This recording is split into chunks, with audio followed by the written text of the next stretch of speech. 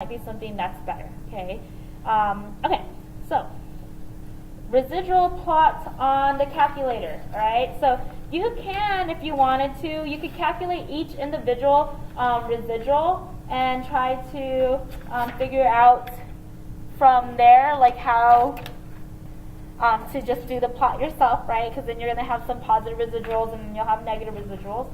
Or you could just have the calculator do it for you, okay? So for the residual plot, you have to just initially create your scatter plot, right? Which means, and we know that from today, there's things that have to go into making that scatter plot. You need your x variables, you need your y variables, right? So you need to input your data for your x's, input your data for your y's, and then you want to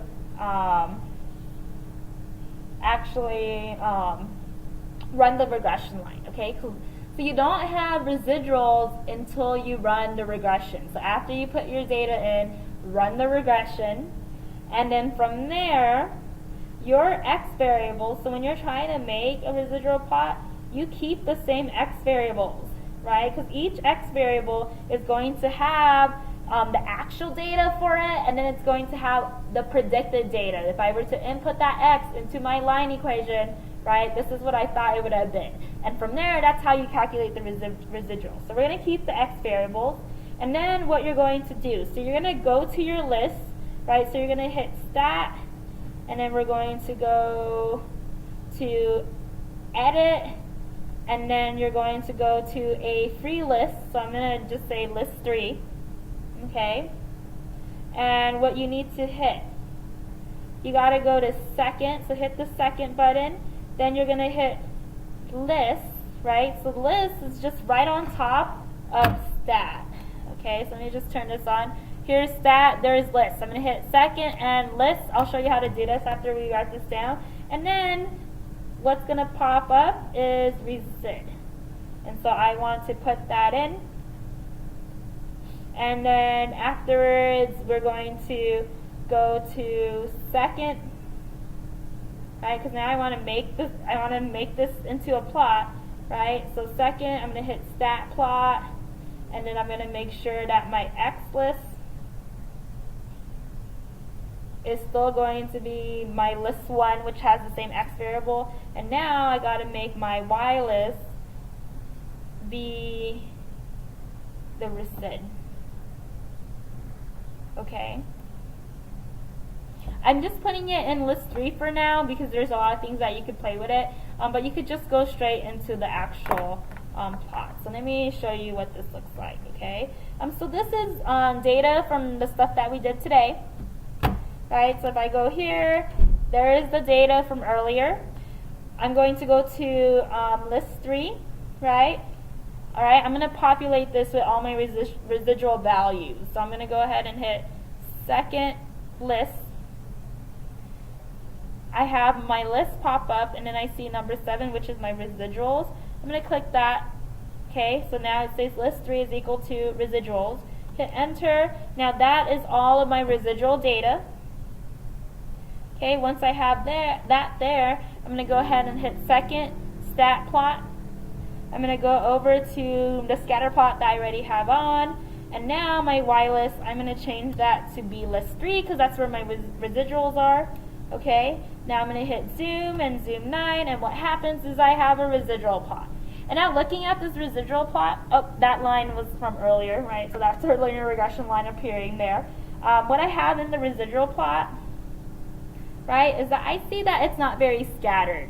And so what that tells me, right, is that the linear model may have not been the best fit for the data, right? But that doesn't mean that it's completely useless. Like, I could still use that, but I just want to be aware of maybe there might have been a better model that fits that data, okay? So it doesn't mean completely scratch it. We can't do anything. Like, looking at the data, we can see that it is roughly linear, right? So it is okay to still use it. We just want to be mindful that maybe something else might have fit it better, okay? So that's the residual plot, and on the practice problems that you need to work on, you're going to need to practice making one of those, so you have the directions in your notes, and then of course you can ask me during class.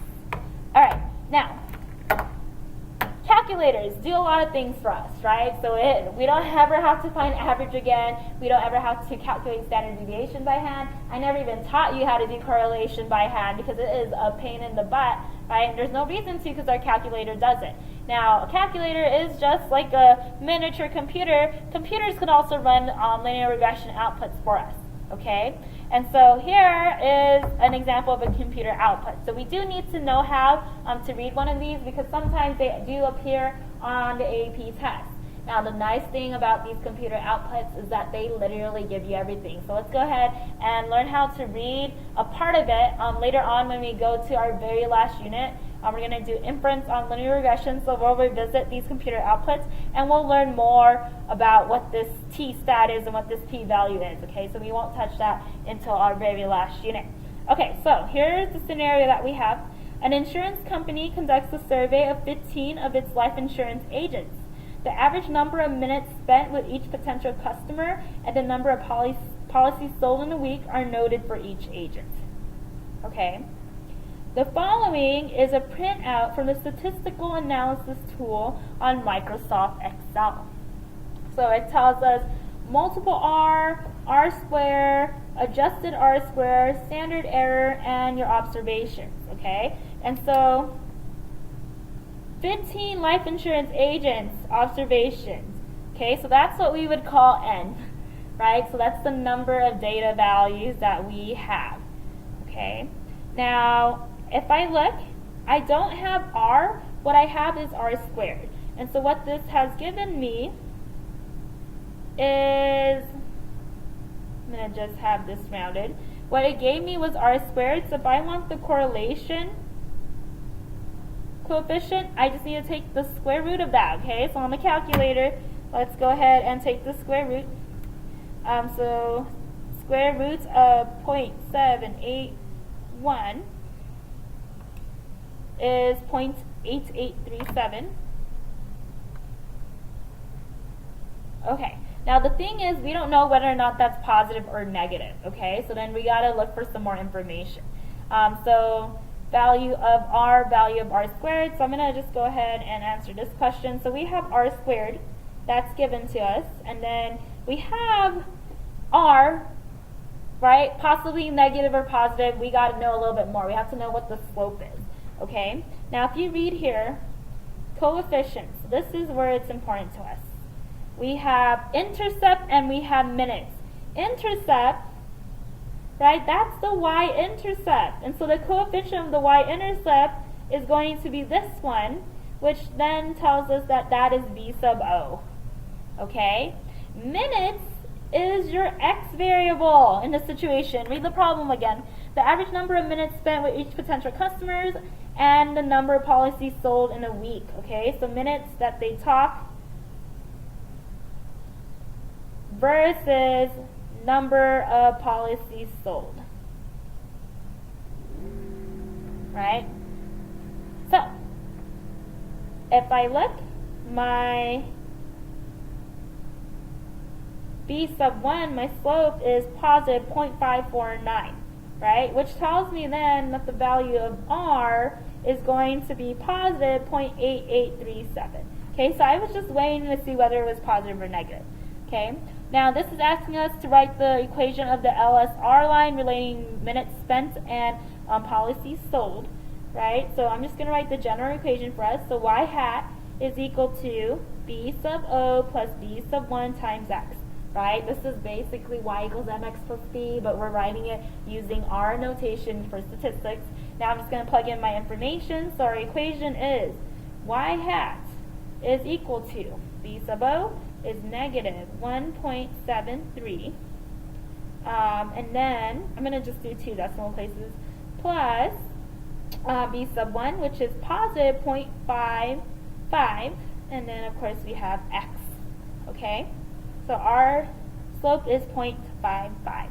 Now we're going to interpret the slope in the context of the problem. So we have to use that sentence stem that I am asking you to memorize if you want to get full credit, okay? And so for every increase of one x variable, mention a unit, right?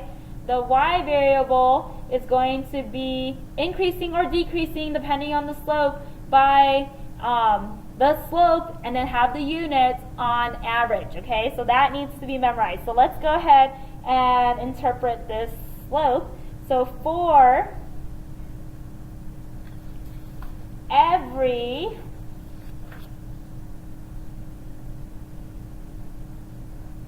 increase of 1 minute spent talking with a potential customer,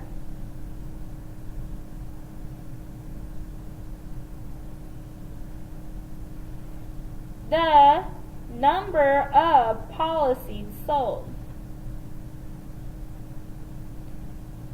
Positive slope, right? Increases, so that's the word I'm going to use, it's a positive slope, increases by 0.55. Now I'm going to insert the slope and it's policies, 0.55 policies on average. Okay, so get comfortable interpreting that slope, okay? It's going to be really important. Okay, let's go ahead and take a look at another computer regression output. Right, so here's another way that we can get it. Right, so the first way was using a Microsoft Excel program. This other one is a Minitab regression printout. Right, so this is just another mathematical software that runs linear regression lines for us.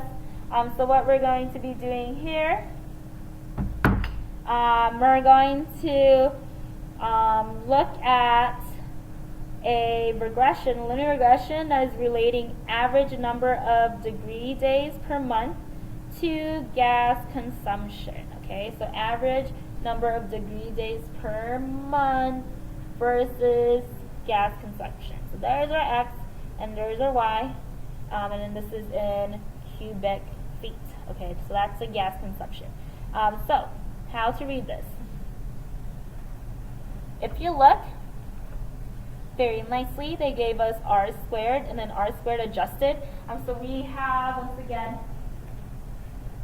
our r squared given to us, so we just need to take the square root to find r, and then we want to take a look at the slope to decide whether or not our correlation r is going to be positive or negative. Okay, so I'm going to go ahead and just identify r squared already. So r squared is 0.978. Okay. Now r, let me just take the square root of that real quick, just so that we have it ready to go.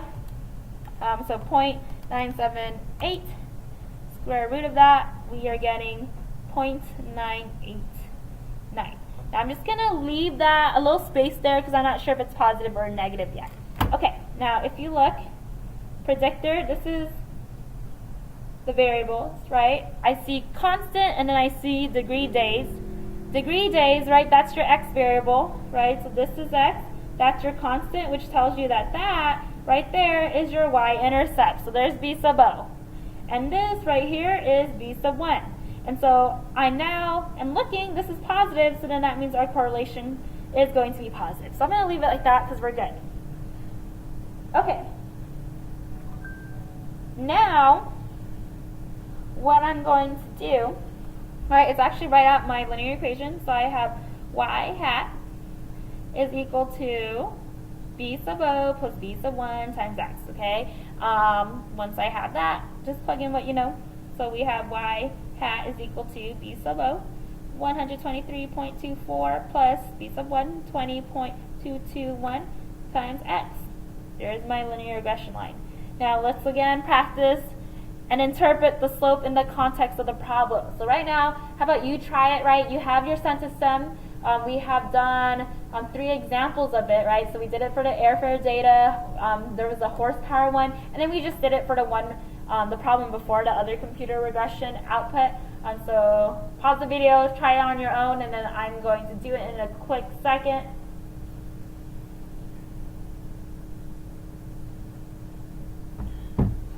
Okay. So, let's interpret the slope in the context of the problem. So, we are going to use that sentence stem, okay? No joke. You have to have it memorized. That's how you're going to ensure that you get full credit when you are asked to interpret the slope. Okay? So, for every, now let's see. average number of degree days per month. So for every increase of 1 degree day per month, right? So for every increase of 1 degree day per month, so one of your x variables, the y variable, gas consumption, we have positive slope, increases by, and then our actual slope is 20.221, and this is in, what is this in? Cubic feet, according to the problem above. So increases by 20.221 cubic feet on average. Okay, cool. So there's that one. Here's another one. Okay, so this is another output. I forget where this one, what kind is being used here. So this might be SPSS or STATA. Okay, so it's just another computer output that does some stat stuff for us. It's really useful. So we have, again, r squared. So I think we can figure that one out from now. All right, what we care about is over here. So if I wanted to write the equation, right, so again, that's y hat is equal to b sub o plus b sub 1 times x, right? What's going to happen here is we are going to, what are we going to do? Oh, we got to find b sub o and we have to find b sub 1, okay? So predictor, right, so that's similar to what was being said here. Constant weight, constant, okay? That is the constant. That's going to be b sub o. That's our intercept, our y-intercept. And then weight was, well, we don't have the context of the problem. What weight is actually going to have to be our x variable. And so here's b sub 1. Okay, so no context of the problem, but right away I can write the equation. So let's go ahead and do that. So y hat is equal to b sub o, 62.54 plus b sub 1, 0, oh, negative. Oh my goodness. Don't forget, so yeah, those positive and negatives make a difference. So at that point, the moment you see your slope is negative, then you know your correlation is going to be negative. So minus 0.0109x. Okay. And then if I wanted to interpret the slope, like I don't really know what the context of this problem is, but I know that x is weight. So for every increase of 1 weight, whatever the units it is, the y variable, whatever it is going to be decreasing, right? I'm going to say decreasing now by 0.0109, whatever your y variable units are, on average, okay? Alright, perfect. So that's the end of our Chapter 7 notes. Again, your homework is going to be due next Tuesday, October the 9th. Now, this is important. If there is something that you are confused about while you're doing the problems, if you guys are just making some stuff up and you're not sure whether or not you're doing it right, or if you want anything to be clarified, you have to ask me during class. Okay? Otherwise, you could just keep trying to do what you're doing and not have a true understanding, alright? I know we're moving fast, but we want to get all that content and then we'll really get ready for that AP test, because our goal is to get all the knowledge so that we would be able to have the ability to get a 5. Okay, cool. So, ask questions during class, and that's it for this chapter.